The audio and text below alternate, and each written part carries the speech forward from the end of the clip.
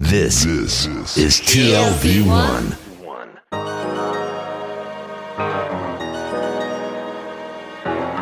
The Tel Aviv Review.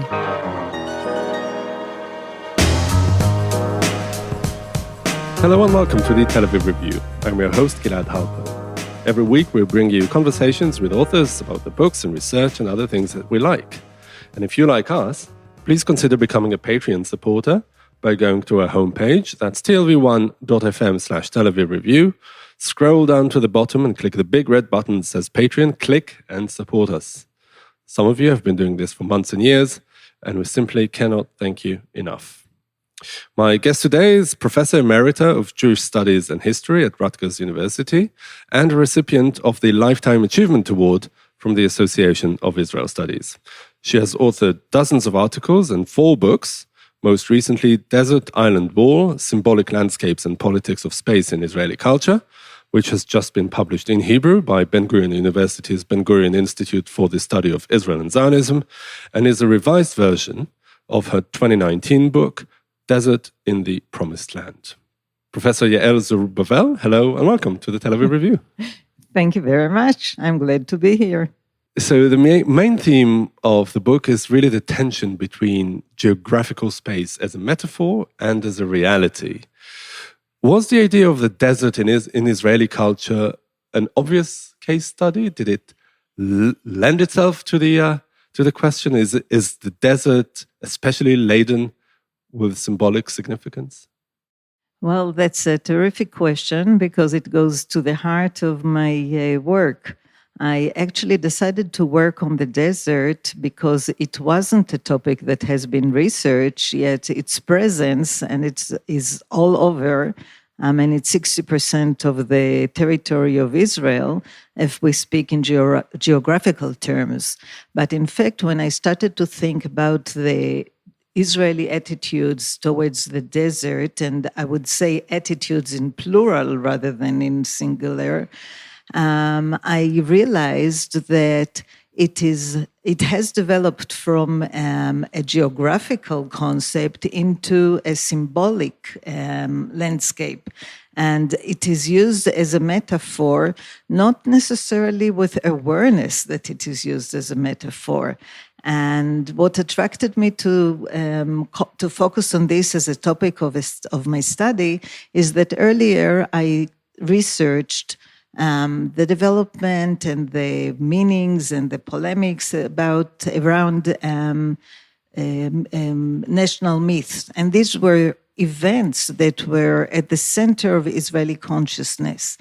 And I thought, well, it's time to move from history and time to space, but also to move to something that is marginalized in the society. And that in fact, since when I started to work on it, I realized that the desert as a symbolic metaphor is constructed vis-a-vis the settlement. I thought studying the desert is also a venue to get a different sort of observations and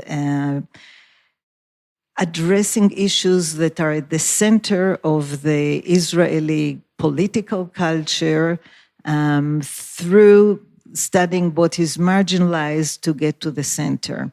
So it's been really a kind of a metaphoric trip on my own in the desert, looking at various perspectives, looking at various practices and approaches to the desert, but through it all, it's actually the settlement that rings and echoes in the discussion. So would you say that the desert in Jewish and for the Jewish and Israeli heritage is what the wilderness was in Western cultures, sort of like the antithesis to civilization? Yes, definitely it's part of it, but it's not entirely, as I will hope to show in a minute. But definitely there is the nature versus culture. The term wilderness, I decided not to translate the term Midbar is wilderness, because wilderness, at least to my mind, is more the American landscape, European landscape, that we don't have the equivalent of it in Israel. And so I decided to remain with the concept desert. But definitely one set of meanings is anchored in the contrast between the nature and culture, with different approaches, either glorification of nature or the other way, glorification of civilization. So if I'll speak on it in more concrete terms, in the Zionist settlement discourse, the contrast is very central, and our power relationship between the desert and the settlement. There is a never-ending war between the desert and the settlement comes as the civilizing, as part of the civilizing mission. And that may sound very much anchored in the colonialist discourse.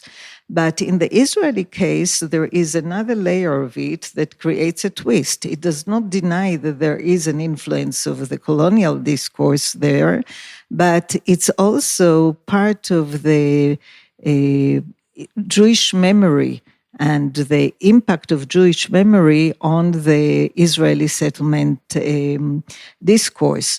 And from that angle, the desert really represents, it's a historical metaphor for the period of exile.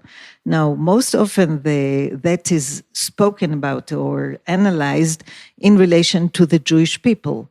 The exile has created a situation where a kind of a decline narrative of the Jewish people that became communities, and from national to religious communities and so on.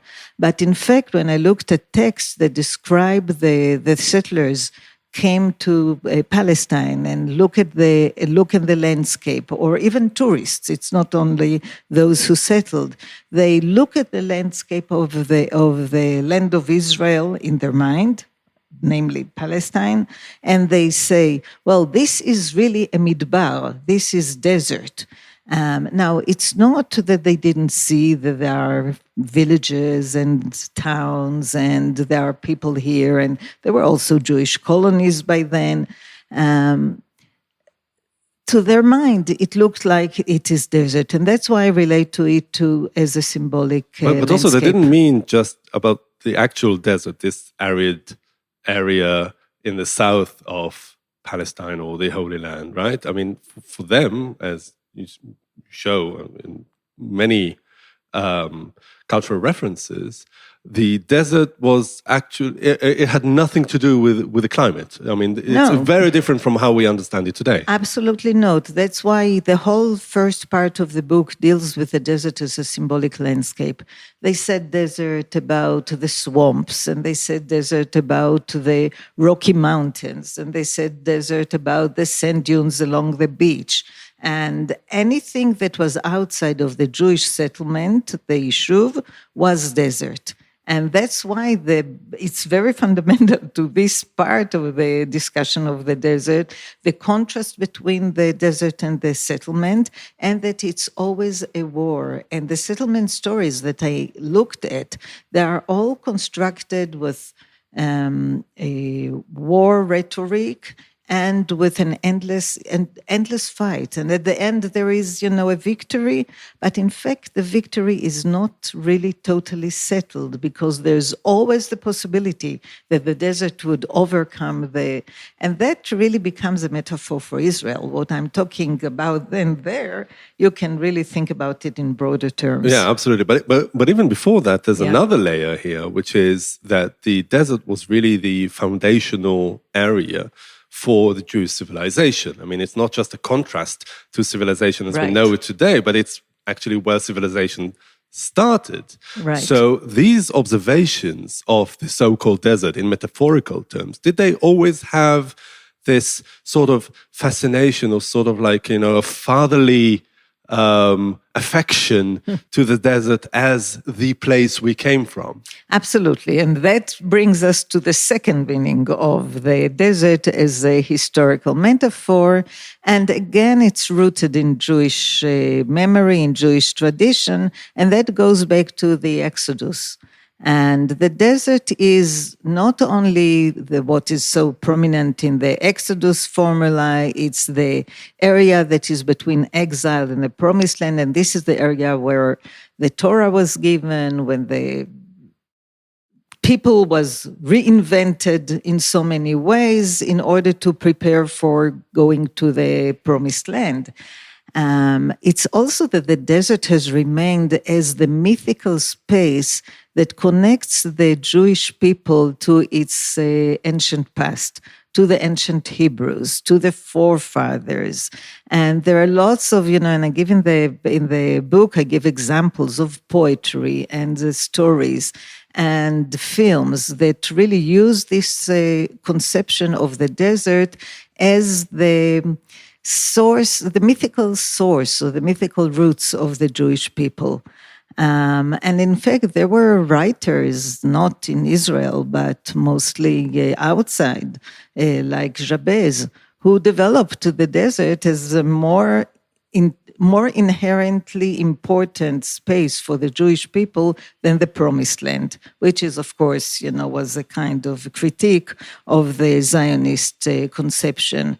But within Israeli culture, you have then the duality of the desert, on the one hand, as the mythical, attractive space that you can return to, and also you yourself can experience all kinds of transformations and inspirations, and then the other side of the desert as the counter space, the place that is hostile and dangerous and chaotic and is really menacing to the Jewish settlements. Now, these conceptions or this duality continues beyond what we are talking into other discourses. So, for instance, in the environmental discourse and in the tourist discourse, what you have more prominently is the desert as the mythical space, the romantic approach to the desert. There are some others, a little bit of the other one, but this is the dominant conception is the romantic. And when you go to the settlement, it's really the space that is hostile, that you need to conquer, and you need to transform the desert into part of the national territory, which means the place, the land of Israel. Now, that has been happening before the foundation of the state.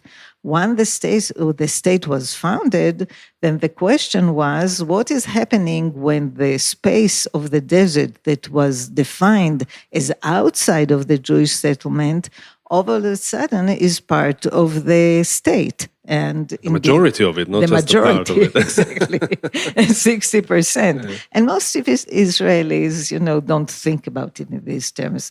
You always think about the Merkaz, the center, as the part that is settled, that is part of the main part of the state, and the desert is the periphery. And there it is that you have the opposition or the tension between what you can see in the reality on the ground and the cognitive mapping of the very same space. Yeah, I want to get to that point of the creation of the state as a sort of a turning point of sorts. But before that, to dwell a bit more on this fascination with the desert, this Jewish fascination with the desert from an early Zionist point of view. Mm-hmm. So, I mean, it's been often commented upon that the early Zionists saw the Bible as sort of a manual, right? Something to recreate on the way towards, national regeneration.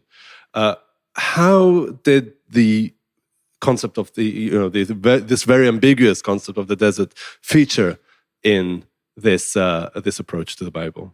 So there is no doubt that it was very much present at the early settlers' mind. I mean, when they went to different areas, they would talk about having a vision of the forefathers or the ancient heroes. It depends on the place. So if the place was, a place that was identified, let's say Modi'in, they would have the Hasmoneans or Judah the Maccabee, coming. And there are stories also that I really love to analyze, stories for children that kind of create these time travels where you go in that space and you meet the ancient heroes. So that's very much but it's not only for young people, it's the people tell their own stories, how they fell asleep and dreamt about it or they had the visions.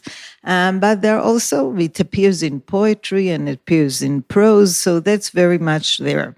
But the other way that it's played out in the culture is that people love to put on clothes that they identified as part of the ancient clothing. So they would either dress like Bedouins, because the Bedouins were considered to be the closest to the representation of the ancient Hebrews. And you have there in the book, I bring a photo of Boris Schatz, who was the founder of the Bezalel School of Arts. And he used to go in the streets of Jerusalem dressed in Galabia. And, you could think an Eastern European Jew, dressed like an Arab or a Bedouin. Boris of Arabia. Boris. Yeah. Exactly. Yeah. And there were people who learned how to be shepherds. So they were dressed like Bedouin shepherds. They went to get to learn how to be shepherds, because shepherds is a biblical term. And of course, we know it both in Judaism and in Christianity, the symbolism of shepherds. So that was another. So there's a whole lore around the Hebrew shepherds, songs about cattle and about, being in the fields. And it's all very romantic, and it's part of the actually canonic lore of Israel. When Israelis today or throughout the years get together and they have what is called Shira Betzibur, singing together. These are the kind of very nostalgic songs that go back to the pre-state period or the early state period, and all of it is really suffused with this romanticism of the desert. Do you think that this romanticism persists today? I mean, my impression is that we've gone back in recent years to this distinction between the so-called Jewish civilization, the settlement, and the non-Jewish Arab wilderness. The place that you want to keep aside rather than incorporate into your culture. Do you think that? Has there been a U-turn or not? Yeah, there have been changes, and actually, let me say something broader, that as somebody who studied cultural history, my main area is Israeli culture, but I think that it probably holds to other cultures. When we talk about things, we like to organize them in a very, either schematic or sequential and a rational way. And part of what I have really come to realize through analysis of materials, it doesn't come from a theory. It comes from actually analyzing texts and also interviewing people, is that there are contradictions in culture. So at the very same time, it's not only that the culture may hold two conceptions of the desert that are actually incongruent if we think about them rationally. It's also that when I interviewed people, sometimes in one context, someone will bring up one conception, and in another context of the interview, because my interviews are also always open-ended, they will say something that actually implies the opposite conception of the desert, but without realizing it. And I think that's part of the reality. So now going back to your specific question, I do think that there was a decline of the romantic conception. It started actually in the 30s when the national sentiments and tensions rose to that degree, 48, the 50s. But there was a return to the romanticism of the desert after 67. That may sound paradoxical, especially to people outside of Israel, because how can it be after Israel got control over territories outside of its original 1948 territory? Why would this bring to a romantic conception if you conquered those areas in a war?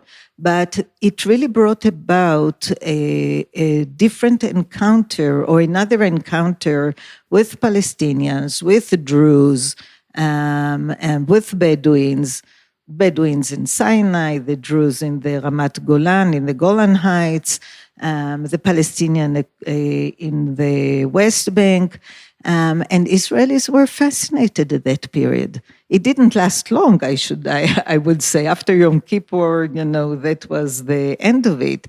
But actually, there are different, and I give examples. People went to the markets, people got again dresses, long dresses like the Bedouin dresses, arts and crafts, and there was Maskit, that was a very famous arts and crafts firm that Ruth Dayan, Moshe Dayan's wife, headed, and was geared to tourists mostly. They had a lot of stuff like that. So there are indications of romanticism then. But also beyond that, I wonder about whether 1967 reintroduced the concept of frontier by so much enlarging to this extent the territory of Israel. I'll tell you a little anecdote. When I was in the army, I served near Eilat for some time. And I lived in Tel Aviv, and I told my father that the base is so far away. And he said, since we gave back Sinai, there's no such thing as far away anymore. And I wonder whether incorporating Sinai into Israel, even though it was a rather brief period, that, Sinai being this huge expanse of desert, refreshed or reformulated the concept of frontier for Israelis. Okay, it goes two different ways. So let me first address Sinai and then I'll go to the other direction. So Sinai, there is no question. Israelis loved Sinai, and there have been people who did research specifically on the Israeli tourism to Sinai. Now, it's not only during the period that Sinai was part of Israeli territory, but in fact, Israelis continue to go to Sinai, even in periods where the government sends out warning that it's dangerous to go, there are still Israelis who go. Day. Now, consider also that Israelis cannot really get into a car and drive anywhere else outside of their country because there is no Israeli tourism in the countries around except for the desert in Sinai. It also doesn't mean the mainland, Egypt, but Egypt lets Israelis go there. So the romanticism of Sinai, the Sinai Peninsula is huge. Where it goes to the concept of frontier, that's not frontier. That's part of, at least in my mind, that's part of the romantic approach and the tourism, where I deal with tourism.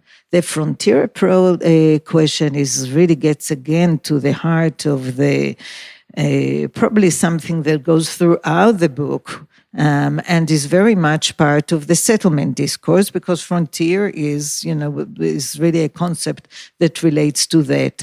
So whereas the desert as a symbolic landscape was the frontier before, that is to say, everything that is outside of the Israeli settlement, after the 48, Ben-Gurion had really tried his best to call for Israelis to go to the Negev desert, which was the main part of the desert in Israeli territory with kind of so-so success. I mean, he definitely did not manage to create a huge movement to settle. Some kibbutzim were formed, some moshavim were formed. Eventually, the government brought immigrants, brought immigrants from Northern Africa and from other parts, also some Holocaust survivors, to the desert by actually forcing them to be there, to be settled there, not because they wanted to transform the desert and to make the desert flourish as he wanted. After 1967, what is happening with the concept of frontier, that even though the Israeli rhetoric continues to talk about the Negev as the frontier, it has actually declined more to the level of a periphery. So you have the Negev and the Galilee in the north as the peripheries of Israel. But mostly the actual frontier, even though people did not necessarily use the term frontier, became the settlements in the West Bank.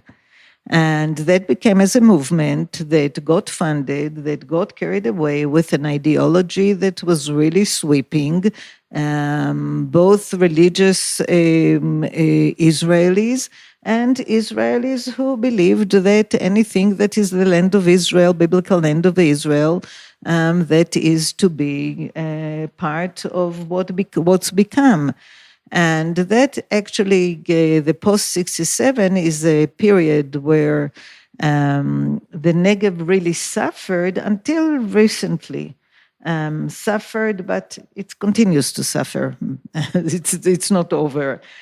From the amount of resources that are both human and monetary and military, because the military plays a main role there, to settle the territory beyond the Green Line, which has been renamed in Israel Judea and Sumeria. And in fact, the government is proceeding to make it, in fact, a kind of a periphery of Israel. And I think the latest that I saw, and that's actually after the book was published, so it's not in the book, but the most recent development there is now the idea of expanding the definition of the Negev to apply it to settlements in the south of Hebron for new Jewish settlements that had just been approved there. And so the idea is that if you call it Negev, even though it's beyond the Green Line, it will become kosher and it will be part of the territory of Israel. So, and we'll get more money as well. Of course, and then they will get more resources because it's part of the Negev, and the Negev is officially the part that you are supposed to. The Negev is officially the frontier, and it really sways in between frontier and periphery. So is this where this imperative of making the desert bloom that's associated with David Ben Gurion came from? Is it really the association to the state? I mean, did it start in 1948 and has become this principle ever since? Yeah, it's actually the settlement of the Negev is a very late development in Israeli term. It's only very close to in the 40s that there was a major movement. It was really small, but relatively to that, a focused effort to settle the settlements. And in one night there, created 11 settlements. So there was really this approach that once it was clear that at least part of the Negev will be in the hands of Israel, according to the partition land, that there was the wish to create settlements. But Ben Gurion, after it became part of the state, it was also a security issue. It wasn't just an abstract ideological idea of making the desert bloom or, promoting the settlement efforts.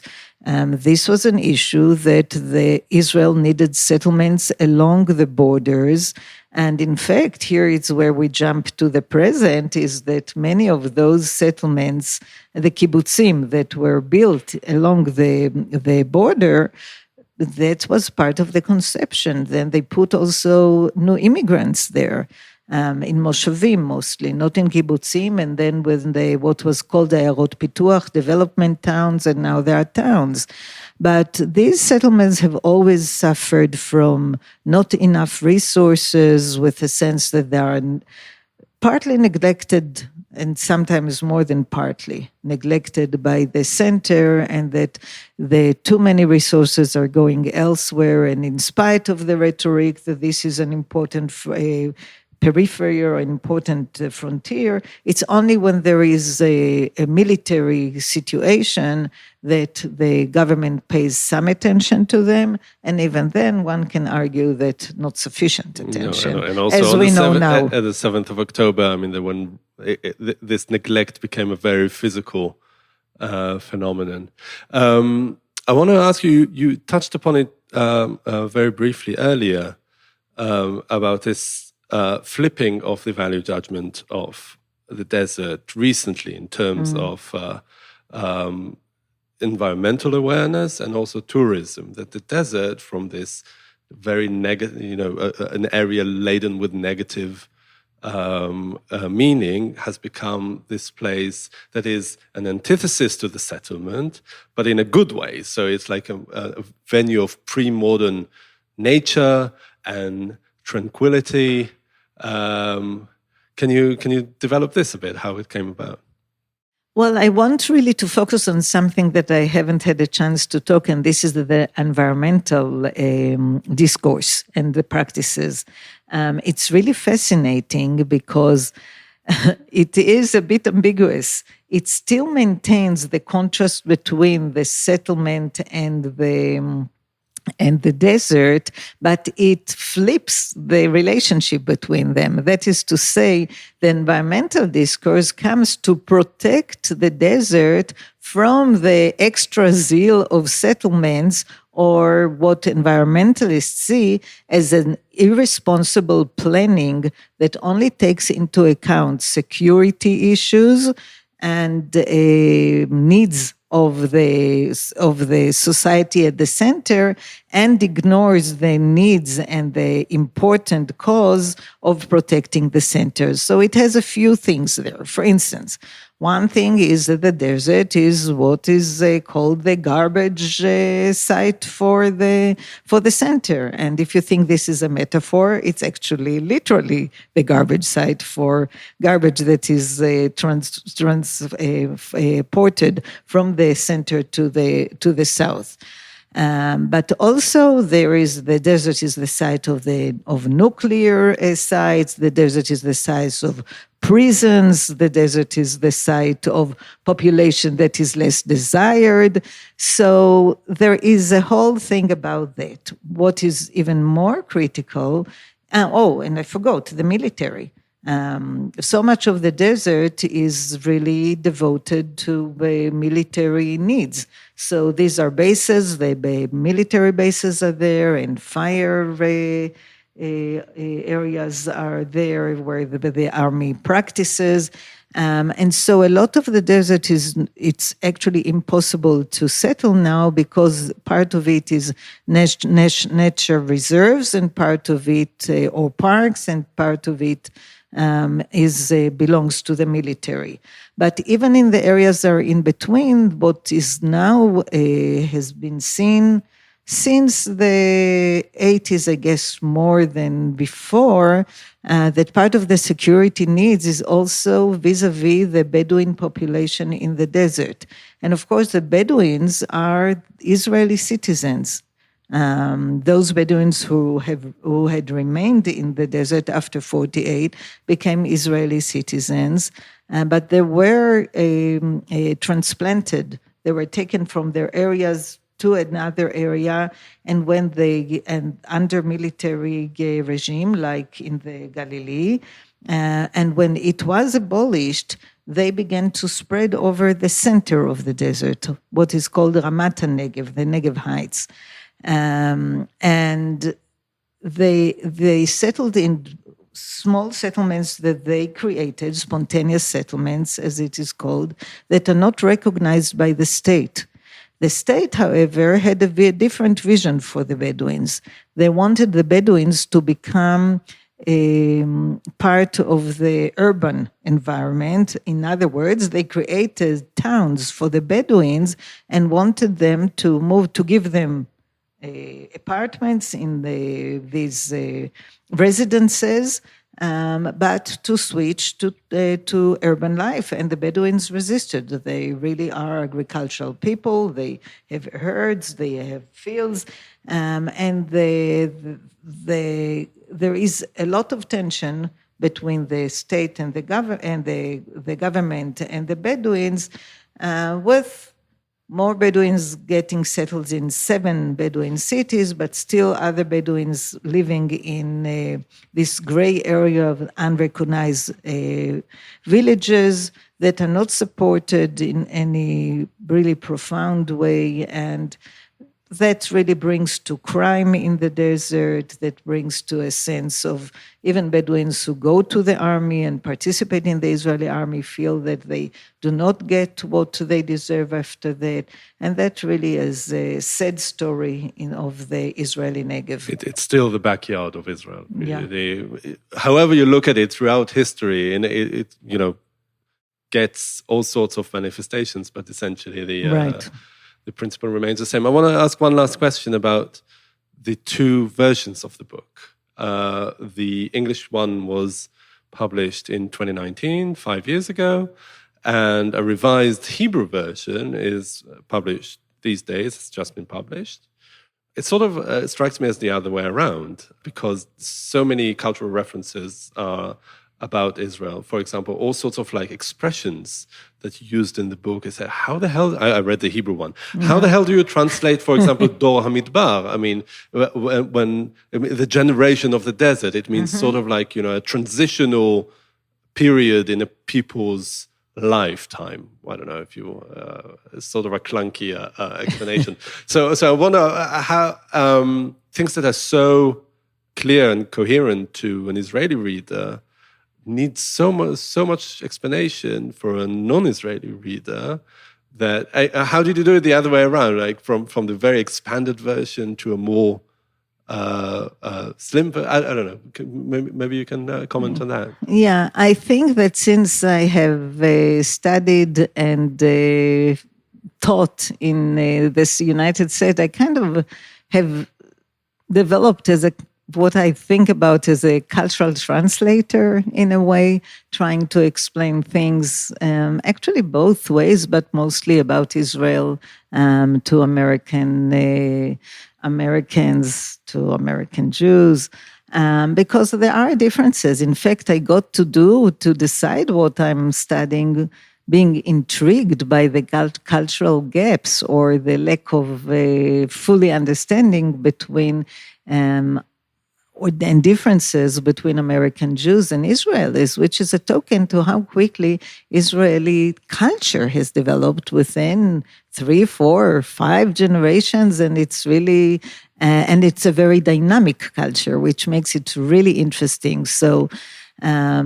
as someone who thinks about memory, you have the long roots of Israel in Jewish memory, the Jewish Society of Israel in the Jewish tradition, and then you have the short roots of Israel that only go a century and so ago, and that's fascinating. I like myself the Hebrew version more than the English version because I felt that it's closer to the source, and also it was a kind of a revisiting.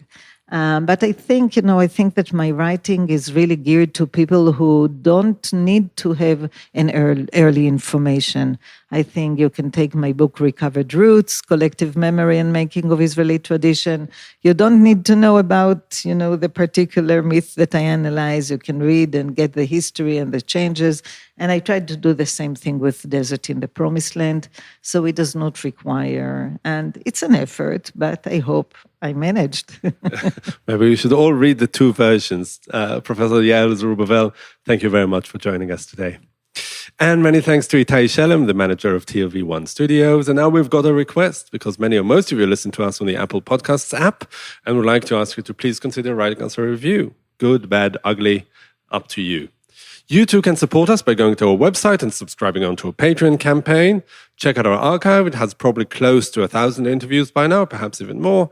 Like us on Facebook, follow us on Twitter, and most important, join us again next week for another edition of the Tel Aviv Review. And until then, from us here in Tel Aviv, goodbye.